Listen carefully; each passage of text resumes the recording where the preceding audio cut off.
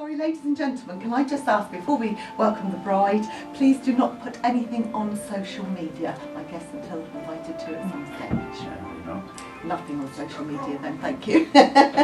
Please be upstanding for the arrival of the bride. Yes, I'm on my way. Needed it, and the way I feel now, I guess I'll be with you.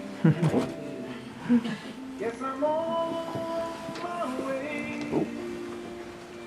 Mighty good.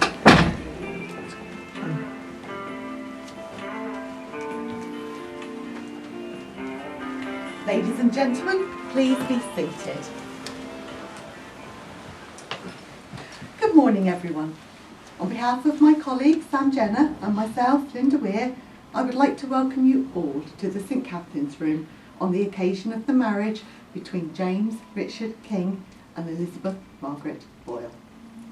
This place in which we are now met has been duly sanctioned according to law for the celebration of marriages, and you are here today as guests to witness the joining in matrimony of James and Elizabeth. The couple are grateful that you could be here today to celebrate this special moment with them. Marriage is a desire by two people to share themselves and their experiences with each other, and a willingness to accept each other for who they are and who they will become. It calls for honesty, patience, and of course, a sense of humour. Your relationship has grown from strength to strength, and you have now made the decision to make a lifelong commitment to each other. This ceremony provides the opportunity to bring family and friends together in one place and impart the message of love and commitment that James and Elizabeth share as a couple with those dearest to them. And now I ask, if any person present knows of any lawful impediment to this marriage, they should now declare it. Lovely. The ceremony will be in accordance with the civil law of this country. This requires the couple to declare that they know of no legal reason why they may not be married. They will then go on to make their marriage contract with one another and solemnly promise to take each other as partners for life. Before you are joined in matrimony, it is my duty to remind you both of the solemn and binding character of the vows you are about to make. Marriage in this country is the union of two people voluntarily entered into for life, to the exclusion of all others. Now I'm going to ask you both individually to declare that you know of no legal reason why you may not be married. So James, can I ask you to repeat after me? I declare that I know of no legal reason why I, James Richard King, may not be joined in marriage to Elizabeth Margaret Boyle. And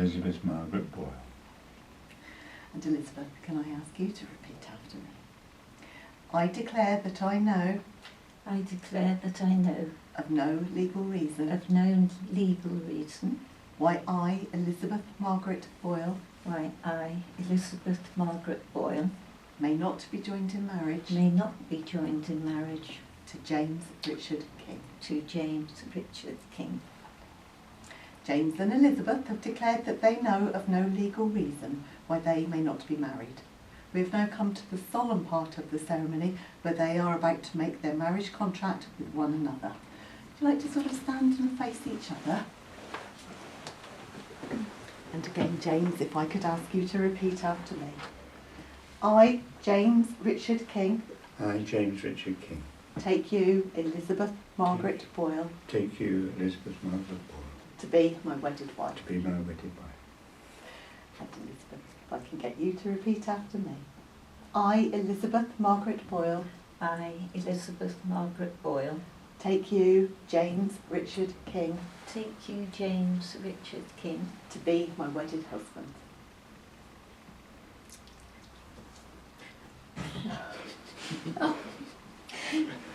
To be my wedded husband. Right. A wedding ring is traditionally given to mark a marriage. James and Elizabeth have chosen to mark their marriage with the giving and receiving of rings. It is an outward symbol of the lifelong promises you have made to each other. A ring is a circle with no beginning and no end, forged in precious yet strong metal that signifies everlasting love. And hopefully Milo still has the rings. Please bring them up. Well done. Lovely. Thank you. Oh, Thank you very much. Thank you. Thank you, Milo. So James, if you'd like to take Elizabeth's ring, just place it on the tip of her finger. Perfect, and repeat after me. I give you this ring I give you this ring as a symbol of my love. as a symbol of my love. May this ring remind you always May this ring remind you always of the words we have spoken today. of the words we have spoken today.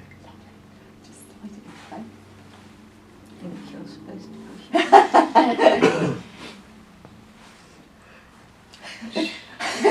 It's never as easy.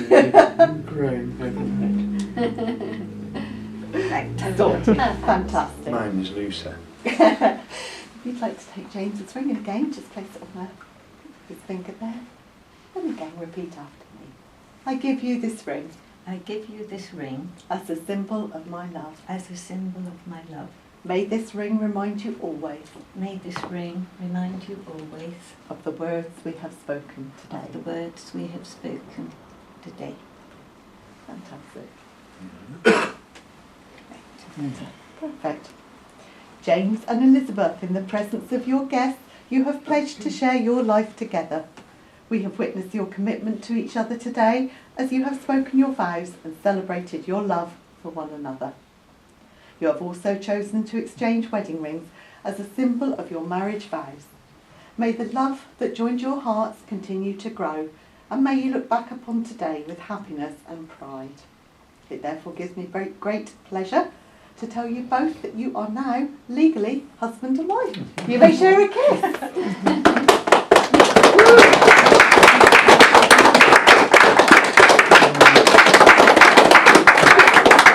Please all be upstanding. Let's all wish the couple a long and happy life together. So please put your hands together for James and Elizabeth.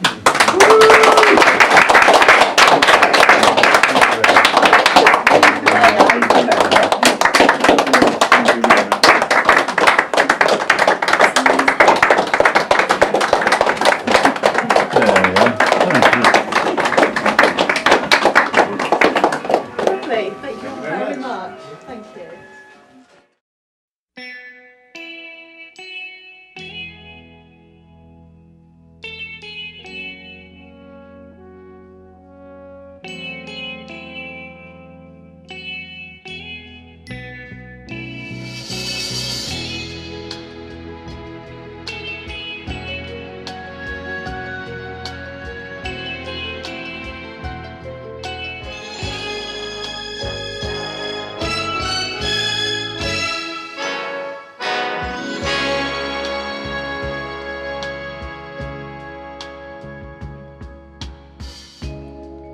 The sun belongs to the sky. The leaf belongs to the tree. The grape belongs to the vine. And you belong to me. Isn't it a miracle? It's another miracle. Thank God for the miracle. You belong to me. I used to think that time was just a thing to pass away. Love was just the game that children play. God was just another word to say.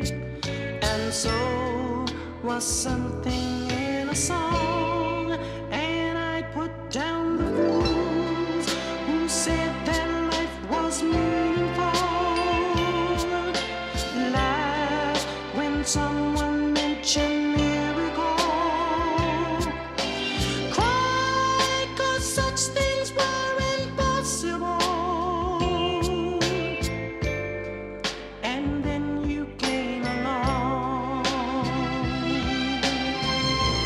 Now I believe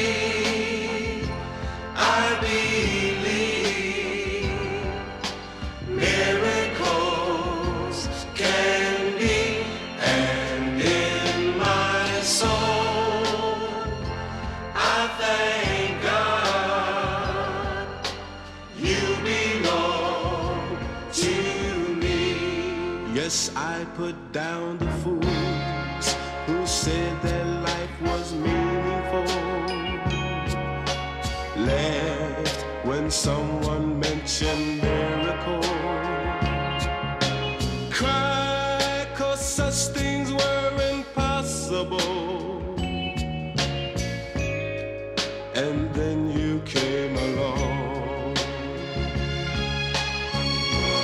Now I believe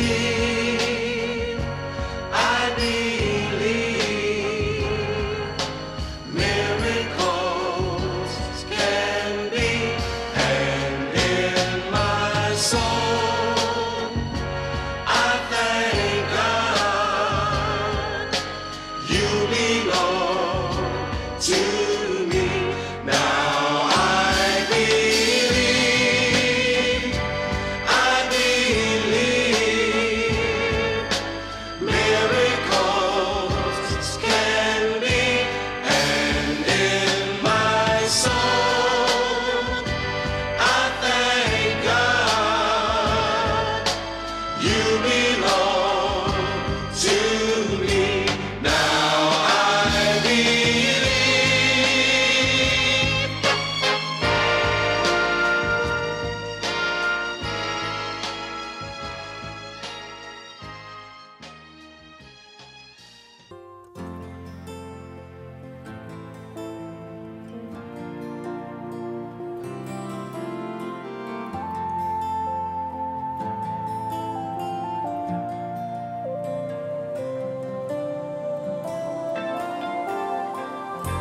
Stuck on you.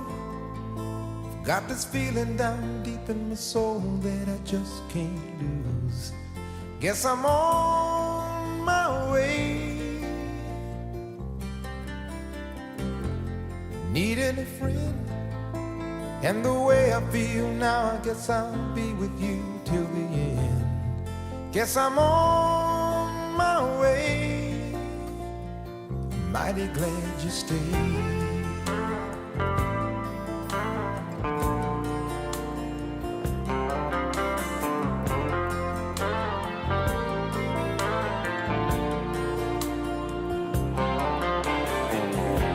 Stuck on you. I've been a fool too long. I guess it's time for me to come on home. Guess I'm on my way. So hard to see that a woman like you could wait around for a man like me. Guess I'm on my way. Mighty glad you stayed.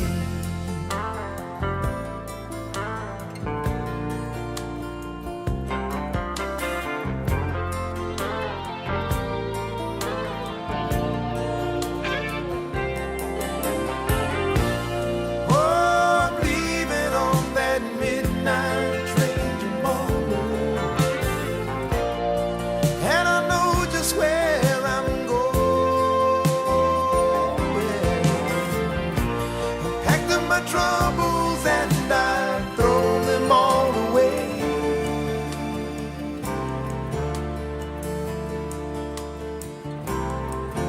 Cause this time, little darling, I'm coming home to stay. I'm stuck on you. I've got this feeling down deep in my soul that I just can't lose. Guess I'm on my way. Needed a friend, and the way I feel now, I guess I'll be with you Guess I'm on my way. I'm mighty glad you stayed.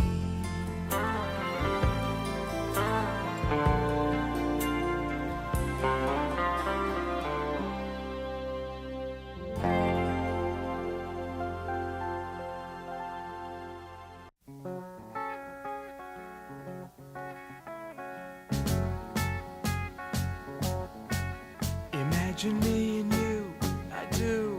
I think about you day and night. It's only right to think about the girl you love and hold her tight. So happy together. If I should call you up, invest a dime, and you say you belong to me, lose my mind. Imagine how the world could be so very fine, so happy together.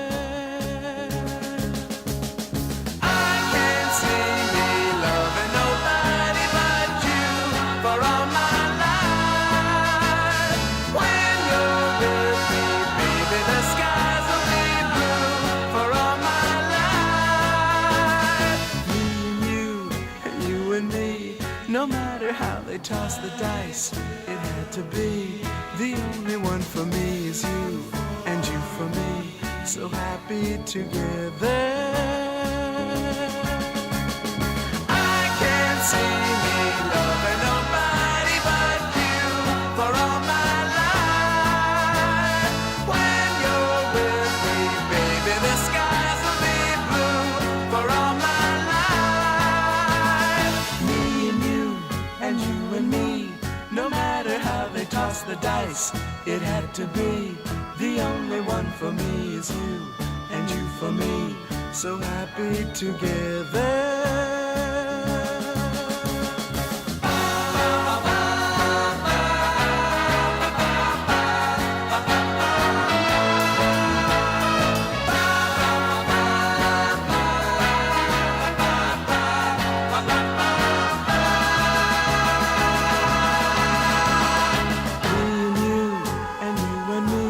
No matter how they toss the dice, it had to be. The only one for me is you, and you for me, so happy together. So happy together. And how is the weather? So happy together. We're happy together. So happy together.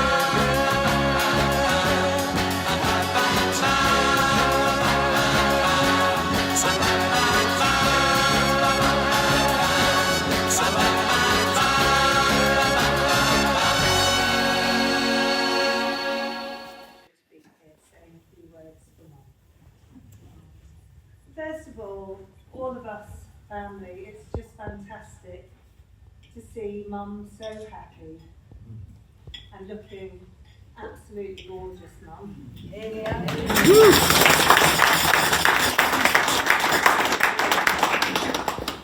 And as well as looking half your age, Mum still has the energy of someone half her age. So anyone who knows her knows that she's always on the move, racing about, walking at a pace most of us struggle to keep up with, playing croquet, dancing, Pilates, travelling. So Jim, I think it's fair to say you might need a good pair of trainers. But today's not just a wedding. It's a proof that life really does keep surprising us. Really surprising us. And many of you will know that although this may feel like a whirlwind romance, their story actually goes back decades. They first met in Singapore at 15 when Jim was Mum's first love. And then later in life they found each other again. And now all these years on, here we are with another chance, another chapter, and another adventure. And it's a reminder to all of us, it's never too late to begin again. And never too late to say yes. So one thing's for certain, Mum is one of the kindest, most caring people that I know. She doesn't have a mean bone in her body. Her whole life she does things for other people, especially her family.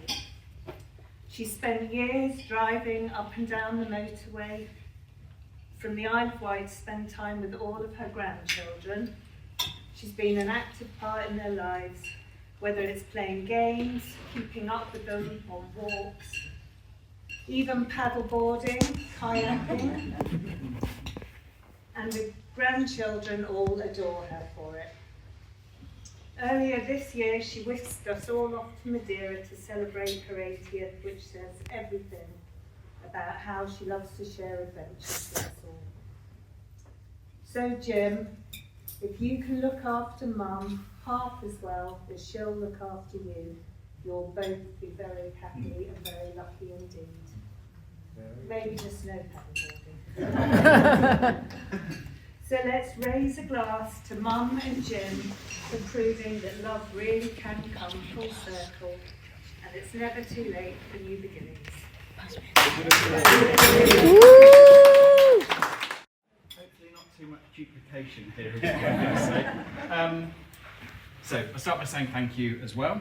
I know it means a lot to my dad and Elizabeth today to have so many family and friends here celebrating with them. And I'm sure you'll also agree that both were fabulous. Now, to the serious bit. In the dry run of these speeches, it became apparent that my dad's is longer than the director's cut of Apocalypse Now, and only slightly less dramatic. So in light of that, I'll keep mine short and sweet. You may have noticed there's no best man at the wedding today, but as I'm an only child, I will take this opportunity to claim the uncontested mantle of best son. So as best son, here are a few quick words. I had a lot of stories and anecdotes about my dad, prepared for today, but with the aforementioned timing constraints being what they are, I'm afraid there isn't time to get through them all. So, see me at the bar upstairs later on. I'll do the full versions. One beer, one story. In the meantime, and in the style of Friends episodes, here are the titles of the stories that I had shortlisted. The one about the home video screening of a cruise holiday, which was so long it lasted as long as the holiday. The one about his dog that was scared of the dark. In fact, it was allegedly so scared of the dark, my dad had to accompany it outside for late night leg cocking. The one about advising my children never to buy a BMW in later life, after my dad had one vandalised in 1976. The one about the wasp and the trouser leg. I can also reveal now the wasp survived, was said to be deeply traumatised. The one about staying in so many Premier Inns that Premier Inn themselves contemplated issuing a cease and desist order. The one about going to see Barry Manilow in concert, but talking in more detail about the ease of parking than the concert. And finally, the one about the other love of his life. It's not Elvis Presley. It's not his Honda Jazz. It's not even Southampton Football Club. It's his love for the tip. So, as I said, I'll be at the bar later for the full versions. It is wonderful to see you and Elizabeth so happy today. And as Carmen mentioned, this wedding has been a few decades in the planning. I know all of you here, as well as quite a few people who couldn't make it to celebrate in person, will join me in saying you do make a wonderful couple. And I'm sure everyone wishes you, along with us, a long, happy and healthy marriage in the years ahead. So, I'll say for the second time, if you'd like to raise a glass, toast the bride and groom. Well done.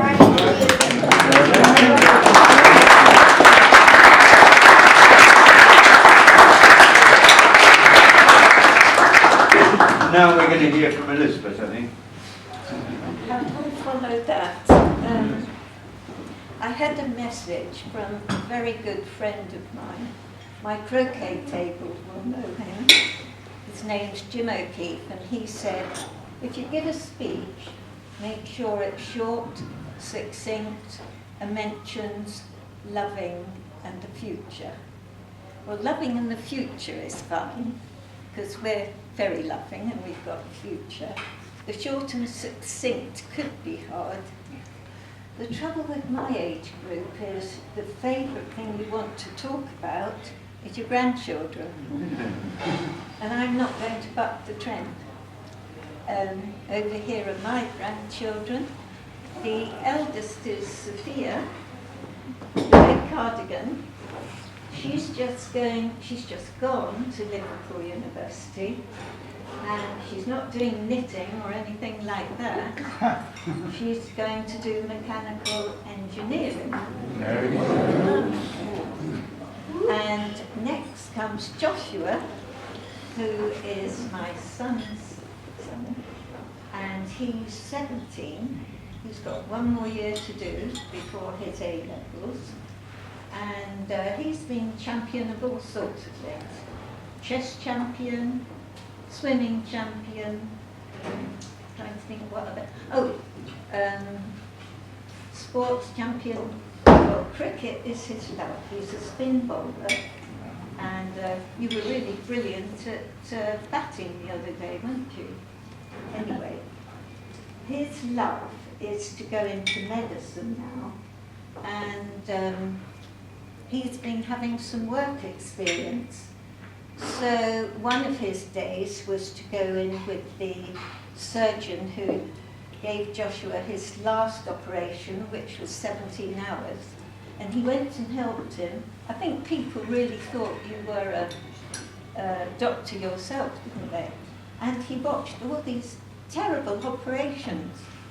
And his mum said, "Are you okay?" And he absolutely loved it. So that's what he's aiming for. Next comes Max. Now, if you like things to eat, Max is your man. He is a fantastic cook, and things he had to cook for his O-level, oh my goodness, 4 things in quick succession, didn't you? I can't remember what they all were now. I know there was a lasagna where they had to make everything from scratch, even the pasta, didn't you? And a curry, an apple pie. There was one other thing I can't quite remember. I think it was naan breads. Naan bread. Everything from scratch. I don't know how he did it. He's now working towards an apprenticeship as a mechanic, and he has some days off when he can work with his dad. And I won't tell them about the dumper truck. You'll have to ask him. But it's very funny. And last is little Erin.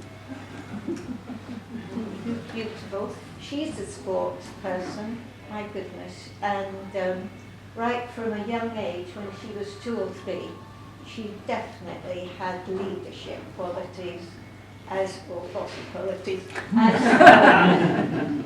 brother will tell you. But it works to her advantage, because recently she went on a Duke of Edinburgh's event, and the teacher was completely reliant on you, from what I hear, and that she did really well. But she's a fine arts person. She does craft, arts, technology, and she's setting up her business with crochet. Her room is full of wardrobes full of wool falling out of it, boxes, baskets of animals, and she goes off to sales. And she's making some good money at it. And so we're not quite sure what she'll do when she leaves school. But actually, having seen you today, Erin, I think you might go into modelling, and you'll save Dad some university fees. So, then my eldest child is Carmen, you've already heard. she was a little tiny baby, and just have a drink. Haven't given a speech for 20 years. Her claim to fame at school was three-legged race. That was the whole time at school. And most people know what I did. But anyway, then she met Dan, went to Chester, and suddenly she's doing all these things, like a 50-mile climb, run in the Lake District, half of it in the dark. They had these lights on so they could see where they were going, and a friend of hers who was running with her had lost hers, so Carmen gave her hers. I don't know how she did it. 10 days ago she did a 25-mile run. I said before breakfast, but she said it took longer than that. And so there we are. Wow. Then I've got Keith, who got his taste for flying at a very young age. He was 16 when he got his private pilot's license. He wasn't allowed to drive till 1 year later, and then he went to Cranwell in the RAF, and his forte, he might disagree with me, but his forte was air-to-air refuelling, which terrified myself and Carmen at the thought of it. And at a young age he saw Iraq and Afghanistan, so he's had quite a time, and recently he's flying out to China for fun, bringing back the most technical stuff. You know, all that stuff, Shen and Temu and all that. The whole plane is full of it. Now, Keith is married to Georgie. She's a child psychologist, so she keeps us all in hand. She's very calm and lovely. She's the most gorgeous daughter-in-law you could have. And then I've got Dan, who he's probably the cleverest of us all, and this is the only time I've said it to you.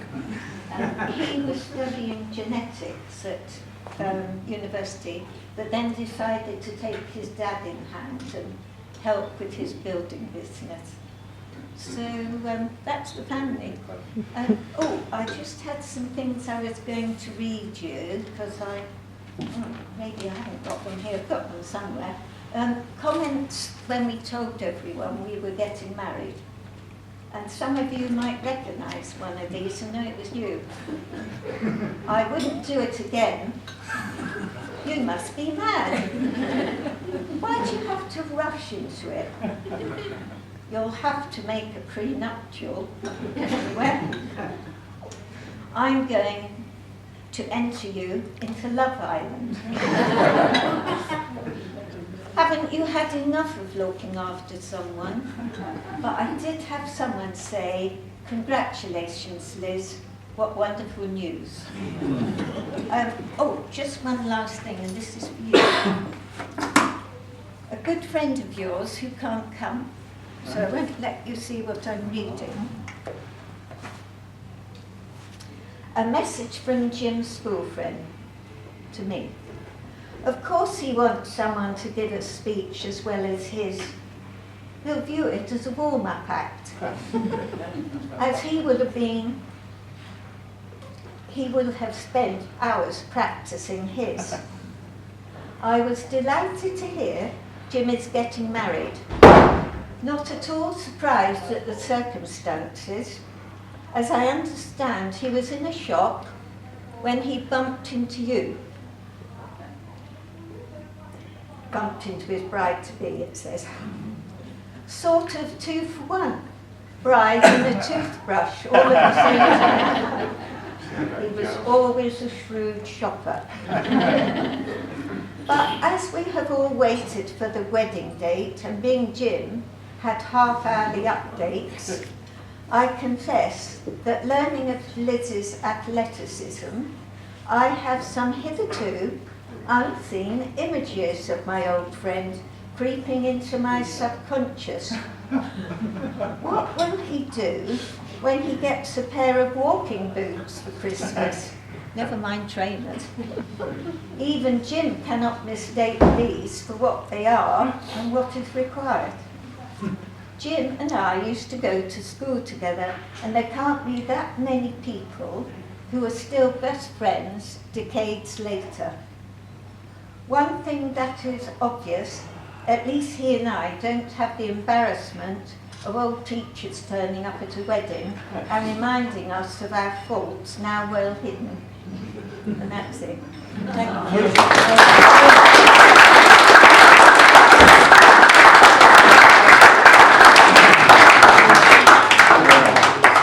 As I was saying at the table earlier, I'm a man of few words. So, first of all, what I'd like to do, we've got a very special guest here, and I know he doesn't particularly want to be mentioned, but I think he should be mentioned. We've got Alec Penstone with us, who's 100 years old, was 100 on the 23rd of April. And we had a party for him at a hotel locally, and we had 200 people turn up. And I think he had something like about 170 cards. And Alec is very special. He's the last survivor on the Isle of Wight of the D-Day landings, and he was actually there on D-Day itself. And he was on an aircraft carrier with headphones on, which was situated outside the U-boat pen in Brest, making sure that the U-boats didn't come out and attack our troops as they were landing. And as well, in addition, Alec has done 10.5 Arctic convoys to Russia and back, and we haven't come across anybody else who's done anywhere near that number. And at the end of the war, he was in the Japanese theatre of war, and he picked up altogether 19 medals for his bravery. And with that other friends, I've had the pleasure of writing a book about his life, and we printed 400 copies and we sold the lot, and it's now available on Amazon. And we've donated any profits to the Blind Veterans UK. So, just to mention and acknowledge that we are fortunate to have Alec with us. Now to matters marital. When I first mentioned to Liz about the word marriage, the possibility of marriage, her immediate reaction was, well, I like the name King, it's better than Boyle. And I'll be much nearer the croquet club. So those things sort of weighed in my favour. And when we fixed the date, as soon as we fixed the date, I thought to myself, what's important now is to think of the first dance, to do something that's really memorable. And I immediately thought of the film Dirty Dancing. And the iconic baby running across the floor, Patrick Swayze catching her, holding her aloft. And I thought that would knock them dead. The only twist in our case was it would be me running across the floor and Elizabeth with her upper body strength holding her. And I went about 24 hours thinking, what a wonderful idea. And then it suddenly occurred to me, I thought, as I become airborne, the normal natural instinct may be just to get out of the way. But I might end up on my wedding night at A&E as they try to repair the damage. So the first dance we'll see this evening is Plan B, but it keeps us on the ground. Now, from the point of view of Elizabeth and I, today represents the end of a journey, a circle of more than 60 years. I grew up in Portsmouth and lived halfway between Fratton Station and Portsmouth Football Club, where aged 10 I used to go and watch the matches with some of my friends. And then, when I was 13, my dad was sent to Singapore, attached to the Foreign Office. And I went along and joined the RAF Grammar School there, at Changi, which was a couple of miles down the road from the infamous Changi Jail. And when I was 15, I went one night to a party at Changi Officers Club. And it was a beautiful building built on stilts, party going on underneath, pianist playing, lovely swimming pool, temperatures 75 to 80, but I guess it's 23, 24. And I went over, the pianist was playing, and I wandered over and stood listening to him. And he finished what he was playing, And he looked up and he said, what shall I play next? And quick as a flash, I said, play up Pompey. And from several feet away, this little voice said, oh yes, I come from Portsmouth as well, play up Pompey. And I turned around and found I was facing 14-year-old Liz Eaton, as in the Garden of Eden. And we chatted for a minute or two, and then I said, should we have a dance? And she said, yes. And we danced the whole evening.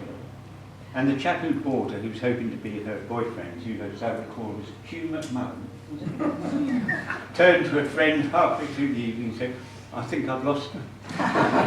And he had. And from 15 up to then, running around kicking footballs, and that was it. Suddenly, in the weeks that followed, I felt as if I'd been struck by lightning. I got all these funny feelings and emotions, and I'd fallen in love. And we'd fallen hopelessly in love with each other. And we were together for the better part of 18 months. And then my dad returned to England and went to Winchester, where I went to school. And my classmate here, Chris, has had to put up with me since I was 17. And a year or so later, Elizabeth's family came home to Portsmouth, to Cochrane. And there was no possibility of us carrying on a relationship. We were penniless students with years of study ahead of us. I got, I think, 6 years ahead of me, and you got 7. So that was it, as far as we were concerned. So we went our separate ways. And Elizabeth, always competitive, managed to marry the head boy at her school, Blair. And you've heard from Carmen and there's Keith of their children as well. And I married a French girl called Regine. And the result of that is Richard and his family are with us. And Keith and Carmen are here with their family. And that was it. The decades went by, 10 years, 20 years. And 25 years after we first met, our paths crossed again. And we decided to just have a catch-up meal, just go and have a meal together and exchange news of what was happening with him. And we did. We went to a pub. I was in the course of getting divorced at that point. We went to a pub and sat down and chatted away. And after that, and then we just talked about ordinary things. And about an hour and a half later, we looked at each other and we didn't need to say anything. We knew it had happened again. It wasn't something we controlled. It was just put us in a room together at any age and we fall in love. And we wanted to be together. But we got 3 young children between us and it really wasn't viable.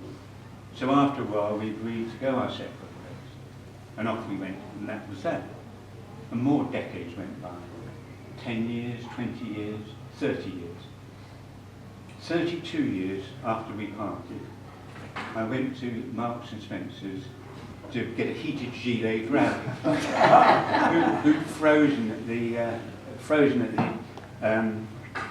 Remembrance Sunday, waiting to be pushed past in a wheelchair because he couldn't march fast enough to keep up with it. And he froze, so I went in, we got him a heated gilet and he wore it on Remembrance Sunday and it was a great success. Didn't find it in M&S. This was Friday the 13th, unlucky for some, last September. And as I turned around, coming towards me was Elizabeth. And we didn't know really where each other were, we'd lost touch, didn't know. And we stopped to talk for a moment, and it became clear that we were both free. So a week or two later, we met up and it all kicked off again. The mortal coils were somewhat more aged, mine 7 years, but the us inside the mortal coils felt exactly the same. And we realised that this time we wanted to be together for whatever time was left. So we are. So today, more than 60 years later, we've done it. And now, like all newlyweds, we can look forward to the future. We can go with each other on our medical procedures. We already have done. We can support each other through surgery and all this stuff. We can investigate mobility scooters if we get a discount. Baths that open that you can step into. I mean, it's full of promise of things. So that's where we are. So after 60 years, I can finally say to Lizzie, gotcha. Very good.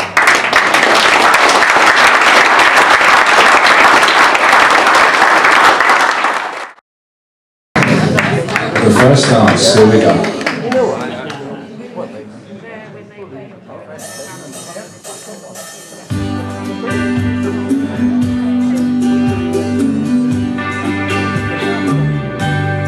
If I said you had a beautiful body, would you hold it against me? If I swore you were an angel, would you treat me like the devil tonight? If I were dying of thirst, would your flowing love come quench me? If I said you had a beautiful body, would you hold it against me? Now we could talk all night about the weather, tell you about my friends out on the coast. I could ask a lot of crazy questions, or ask you what I really wanna know.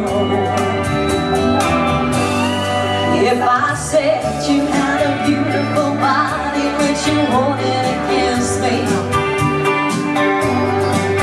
If I swore you were an angel, would you treat me like the devil tonight? If I was dying of thirst, would your flowing love come quench me? If I said that you had a beautiful body, would you hold it against me? Now rain can fall so soft against the window, sun can shine so bright up in the sky. But Daddy always told me, don't make small talk. He said, come on out and see what's on your mind. So if I said you had a beautiful body, would you hold it against me? If I swore you were an angel, would you treat me like the devil tonight? If I were dying of thirst, would your flowing love come quench me? If I said that you had a beautiful body, would you hold it against me? If I said you had a beautiful body, would you hold it against me? If I swore you were an angel, would you treat me like the devil tonight? If I were dying of thirst, would your flowing love come quench me? If I said you had a beautiful body, would you hold it against me? Fantastic. Well, that's very nice. Congratulations, you two. Fantastic. Right, we're going to play a mixture of stuff for you. If you want to have a dance, please come on down. Let's start with, I think. I feel like it's raining all over the world. Lord, I feel like it's raining all over the world.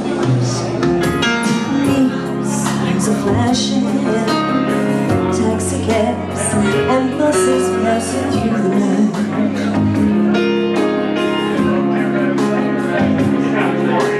Just the morning of the train seems to play a sad refrain tonight.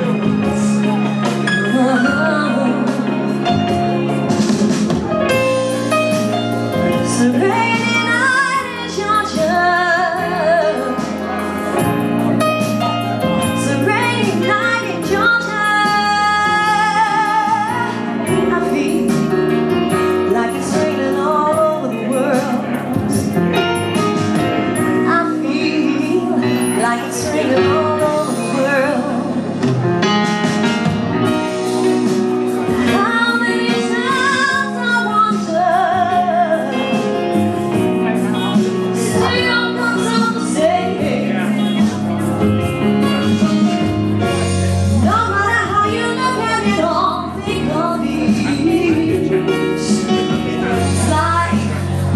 and you just start to play.